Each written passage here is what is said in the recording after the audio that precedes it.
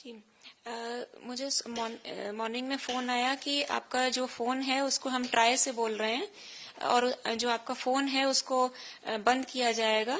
क्योंकि हमें इंस्ट्रक्शंस दिए हैं पुलिस ने कि फोन को बंद कर दिया जाए, क्योंकि उस पर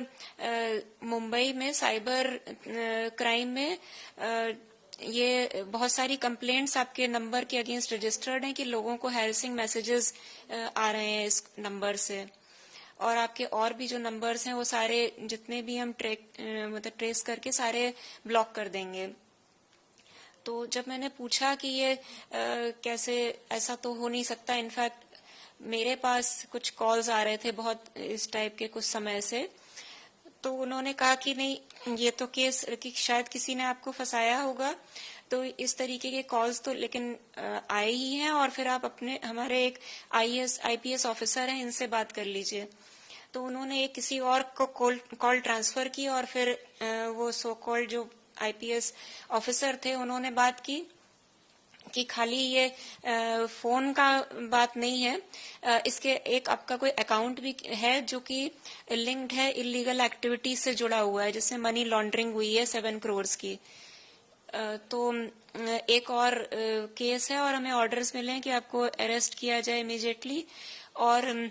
अगर जब ये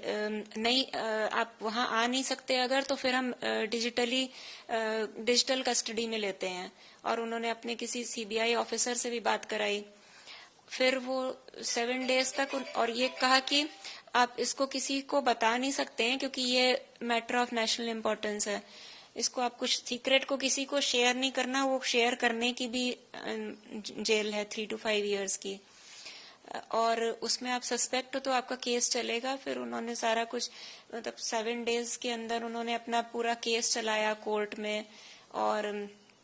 जज भी थे उसमें, जज, आईपीएस ऑफिसर, सीबीआई, सब कुछ बन के जो भी, और एक नया फोन खरीदवा के व्हाट्सएप कॉल और स्काइपी के जरिए उस पर कनेक्टेड रखा फॉर 7 days, 6 to 7 days, और फिर कहा कि आपको वेरिफिकेशन के लिए अपना सारा जो भी अकाउंट्स में पैसा है सब डिक्लेयर करना है और उसको सरकारी अकाउंट्स में ट्रांसफर करना है। उसका अगर वेरिफिकेशन हो जाता है और अगर ये पता चलता है कि उसमें कुछ आपने नहीं किया है, कुछ मनी लॉन्ड्रिंग, तो फिर वो रिटर्न होगा, नहीं तो अगर कुछ भी गड़बड़ पाई गई तो वो नहीं मिलेगा वो पैसा। तो बैंक से भेजा और फिर वो ट्रांसफर किया उसमें। जब आप इस टाइप से जुड़ती थी तो क्या वहाँ पे जज और ये सब कुछ फर्जी तरीके से वहाँ बैठे दिखते थे आपको उसमें? उनके लोगोज दिखते थे, सीबीआई का लोगो, उनके लोगोज थे, आईडीज दिखाए उन्होंने, जो जज वगैरह थे सबने अपने अपने आईडीज दिखाए और उनका लोगो बना हुआ आता था।